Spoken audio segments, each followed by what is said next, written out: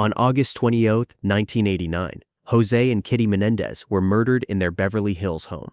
For 35 years, the world has debated whether their sons were victims or killers. But almost no one has asked, who were Jose and Kitty? Not as victims, not as alleged abusers, but as people. They had dreams, they had struggles, they had a love story that started in a college library, and they had secrets that may have destroyed their family. This is the story everyone forgot to tell. 1944, Havana, Cuba. Jose Enrique Menendez was born into a middle-class family. His father was an accountant, his mother was a homemaker. They lived modestly, but comfortably, in pre-revolutionary Cuba.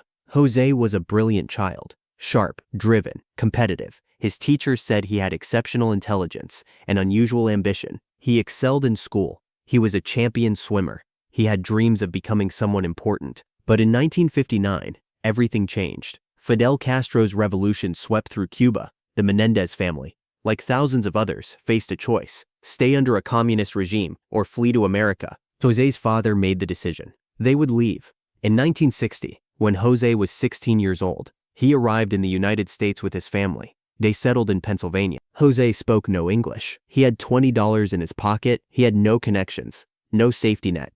But he had something more powerful: determination. He enrolled in high school. He learned English by watching television and reading newspapers obsessively. Within a year, he was fluent. He worked odd jobs to help support his family. He studied late into the night. He refused to be defeated by his circumstances. Friends from that era remember Jose as intense and relentless. One classmate said, Jose didn't just want to succeed. He needed to succeed. It was like he was trying to prove something to the world, or maybe to himself. 1941, Oak Lawn, Illinois. Mary Louise Kitty Anderson was born into a traditional Midwestern family. Her father was a heating and air conditioning company owner. Her mother was a homemaker. They were solidly middle class. Kitty was beautiful. Everyone said so. She had striking features, a warm smile, and a natural charm. But Kitty wanted to be more than just pretty. She was smart. She loved to read. She dreamed of being a teacher, maybe even a writer. Her high school yearbook described her as most likely to become a famous author. But Kitty's home life wasn't perfect. Her mother, May, was cold and critical. She had high expectations and expressed little warmth.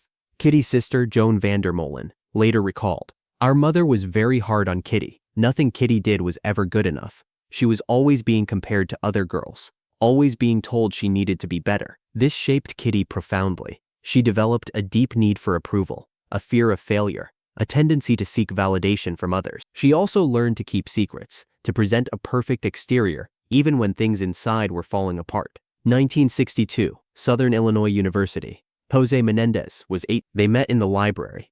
Jose was studying accounting. Kitty was studying communications. They were both ambitious, both driven, both a little lonely. Jose was immediately attracted to Kitty. She was beautiful, yes, but also intelligent and kind. She treated him with respect, something he didn't always receive as a Cuban immigrant with a thick accent.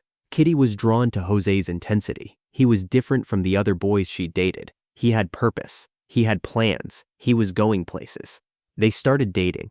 Within months, they were inseparable. But their relationship wasn't easy. Jose was possessive. He wanted to know where Kitty was at all times, who she was with, what she was doing. Kitty's friends noticed. Jose was controlling, one recalled. He didn't like her spending time with us. He wanted her all to himself. But Kitty interpreted this as love, as devotion. She thought, he needs me. He can't live without me. They married on December 2, 1963.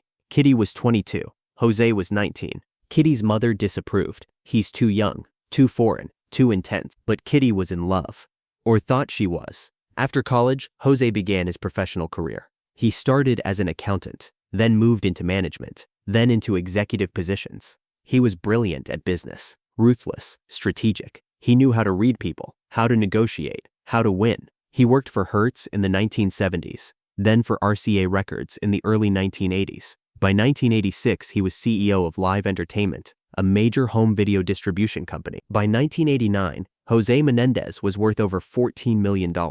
He had accomplished the American dream, from a Cuban refugee with nothing to a Beverly Hills millionaire. But the climb came at a cost: Jose's work obsession. He worked 80-hour weeks. He expected perfection from everyone. He was known for being brilliant, but brutal. Employees feared. He fired people ruthlessly. One former colleague said, Jose was a genius, but he was also terrifying. You never wanted to disappoint him, because the consequences were severe. The cost to his family? He was rarely home. When he was home, he was demanding. He expected his sons to be champions at everything. Failure was not tolerated. Emotions were weakness. While Jose built his empire, Kitty's life became smaller. She had given up her dreams of teaching and writing. She became a full-time wife and mother. At first, she embraced it. She decorated their homes. She hosted parties. She made sure Jose had everything he needed to succeed. But as the years passed, cracks appeared. Signs of Kitty's struggles. 1 point. Depression. Friends noticed Kitty became increasingly withdrawn. She stopped engaging in social activities. She seemed sad. 2. Drinking. Kitty began drinking heavily, at first socially, then privately. By the mid-1980s, she was drinking daily. 3. Prescription medication. Kitty was taking anti-anxiety medication and antidepressants. She would sometimes mix them with alcohol. Isolation. Jose's career required frequent moves. New York, New Jersey, California. Each move meant leaving friends behind. Kitty became more and more isolated. 5. Marital problem. Jose had at least one affair in the 1980s. Kitty found out. She was devastated. Her sister Joan recalled, "Kitty called me crying. She said Jose had been with another woman. She felt betrayed, worthless, like her whole life was a lie." 6. Loss of self. Kitty told friends she felt she had disappeared. She wasn't Kitty anymore. She was Jose's wife, the boy's mother. But who was she? But what happened next in the Menendez household is where the story gets complicated, because different people tell very different versions. This is where the story becomes difficult, because Jose Menendez exists in two competing narratives. Version 1. The successful father. To many who knew him professionally, Jose was a brilliant businessman, a devoted father who wanted the best for his sons, a self-made man who worked incredibly hard, someone who pushed his sons because he loved them. Colleagues said Jose bragged about his boys constantly. He was so proud of them. He wanted them to have every advantage. Business associates said Jose was tough, but that's because he expected excellence. He held himself to the same standard. Version 2. The abusive father. According to Lyle and Erik, Jose was physically abusive, beatings for poor performance, emotionally abusive, constant criticism, humiliation, sexually abusive, molestation beginning at age 6, controlling, monitoring everything they did, threatening, telling them he'd kill them if they told. Their cousins corroborated some of this. Diane Vandermolen testified. Lyle told her about touching at age 8. Andy Cano testified. Erik told him about ongoing abuse. The evidence. Roy Rossello, Menudo member, alleged Jose raped him at age 13. Erik's 1988 letter mentioned ongoing it and fear. Multiple witnesses testified Jose was harsh and controlling, but also no medical records of abuse, no contemporary reports to authority, no physical evidence. Many family friends said they never saw anything inappropriate.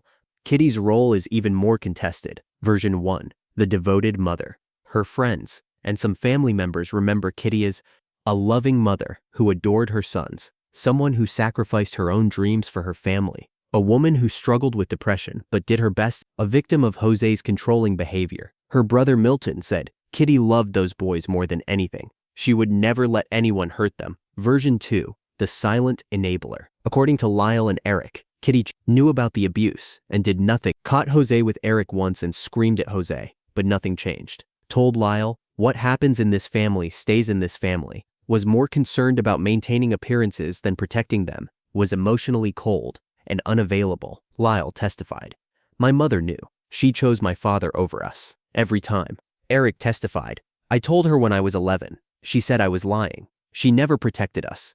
The complexity. Some therapists who reviewed the case believe both things could be true. Kitty loved her sons, and Kitty enabled abuse. Many abuse victims become enablers themselves. One expert explained, they're trapped in the same system.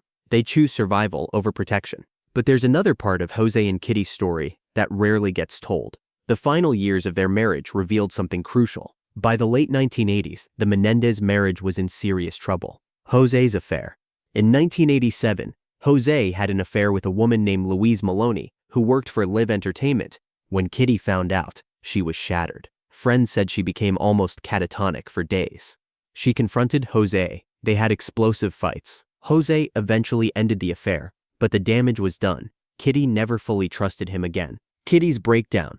In early 1989, Kitty's mental health deteriorated significantly. She was drinking more, mixing alcohol with pills. She attempted suicide at least once. pills, she survived. She told a friend, "I have nothing. My husband doesn't love me. My sons are pulling away. What's the point?" The boys pulling away. By 1989, Lyle was 21 and Erik was 18. Both were trying to establish independence. Lyle had been suspended from Princeton for plagiarism and was back home, a source of tension. Erik was supposed to go to UCLA, but wasn't performing well academically. Jose was furious with both of them. "You're failures," he allegedly told them repeatedly. The financial pressure. Jose discovered Lyle and Erik had been spending money recklessly. Lyle had over $50,000 in credit card debt. Erik wasn't much better. Jose threatened to cut them off financially. "You'll be on your own." This terrified the brothers. They had never worked. They had no skills. They were completely dependent on Jose. The will. Some reports suggest Jose was considering changing his will to exclude or limit what the boys would inherit. This was never proven, but it was rumored. The last week of Jose and Kitty's lives was tense. Saturday, August 12, 1989. Family barbecue at the Beverly Hills house. On the surface, everything seemed normal, but underneath, tension simmered. Erik later testified, "That week, I told Lyle the abuse was still happening. He confronted Dad. Dad said, 'If you tell anyone, I'll kill you both.'" Sunday, August 13. Lyle and Jose had a physical altercation. Lyle later claimed Jose attacked him. They wrestled. It ended with both men breathing hard, staring at each other. Monday, Thursday. Jose was at work. Kitty was home, drinking. The boys were in and out of the house. Erik claimed he and Lyle decided, "It's us or them. He's going to kill us." Lyle later testified, "We were terrified. We believed we had no choice." Friday, August 18. Lyle and Erik drove to San Diego. They purchased 2 Mossberg 12-gauge shotguns using fake ID. They told the store clerk they were going bird hunting. Saturday, August 9. Jose and Kitty were home. Normal day. They had dinner, watched TV. No indication anything was wrong. Sunday, August 20th, 1989. Jose and Kitty decided to stay home that evening. Watch a movie, eat ice cream. A quiet Sunday night. At around 10 p.m., they were in the family room. Jose on the couch, Kitty nearby. They didn't know their sons were loading shotguns in the other room. What happened in the next 5 minutes ended 2 lives. But understanding who Jose and Kitty were changes how we see those 5 minutes. The truth about Jose and Kitty Menendez is frustratingly complicated. Jose was a brilliant businessman, a self-made success story, someone who pushed his sons hard, possibly someone who crossed lines into abuse, possibly someone who committed horrific acts. We know for certain. Colleagues respected his business acumen. Employees feared his temper. His sons felt terrorized by him, whether justified or not. Roy Rosselló accused him of sexual assault. He had high expectations that may have been unreasonable. We don't know for certain whether he sexually abused his sons, whether his behavior rose to criminal abuse. Whether his son's fear was reasonable, Kitty was a once vibrant woman who lost herself, a mother who loved her sons. Most agree on this. Someone struggling with depression and addiction, possibly someone who knew about abuse and couldn't stop it, possibly someone who enabled terrible things. We know for certain she was unhappy in her marriage. She had mental health struggles. Her sons felt she failed to protect them. She was dependent on Jose emotionally and financially. We don't know for certain how much she knew, why she didn't act if she knew, whether she was a victim herself or a willing participant. Here's what often gets lost in the debate about the Menendez brothers. Jose and Kitty are dead. They can't defend themselves. They can't tell their side. They can't explain their actions. They were murdered in their own home, by their own sons, with shotguns fired at close range. Jose was shot 6 times. Kitty was shot 10 times. The final shot to her face after she tried to crawl away. That's not self-defense. That's execution. And yet, if even half of what Lyle and Erik said is true, Jose and Kitty failed them catastrophically. A parent's job is to protect their child. If Jose abused them, he betrayed that role completely. If Kitty knew and did nothing, she failed in the most fundamental way a mother can fail. So who were the real victims? Maybe everyone, maybe no one. Maybe that's not even the right question. In researching Jose and Kitty's lives, we spoke to several people who knew them. Here's what they said. Carlos Barba, Jose's business associate. Jose was driven, tough, but I never saw him be cruel. He talked about his boys constantly. He wanted them to succeed. Maybe he pushed too hard. But abuse? I don't know. I wasn't there. Marta Cano, Kitty's cousin. Kitty was sad, very sad in those last years. She drank too much. She cried a lot. But she loved those boys. When she talked about them, her face lit up. I can't believe she'd let them be hurt. Henry Weston, neighbor. The Menendez family seemed perfect from outside, but you'd hear shouting sometimes. Jose had a temper. Once I saw Erik with a black eye, he said it was from tennis. Maybe it was, maybe it wasn't. Anonymous former live entertainment employee. Jose could be vicious. If you disappointed him, he'd humiliate you in front of everyone. One guy made a mistake in a presentation.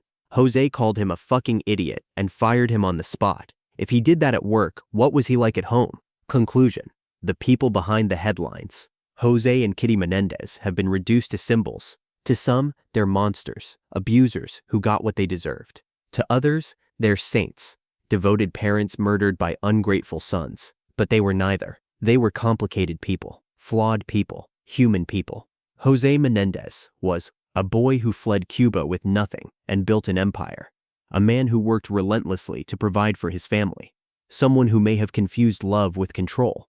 Someone who possibly did unspeakable things. Someone who died before he could answer for any of it. Kitty Menendez was a girl who dreamed of being a writer and ended up as someone's wife. A woman who loved deeply but struggled to save herself. Someone who may have enabled abuse or may have been powerless to stop it. Someone who died sad, drunk, and desperate. They deserved better than how their story ended. But maybe they also deserved accountability for how their sons' stories began. The truth is, we'll never fully know who Jose and Kitty Menendez were. We only know who people said they were. And those people, including their own sons, tell very different stories.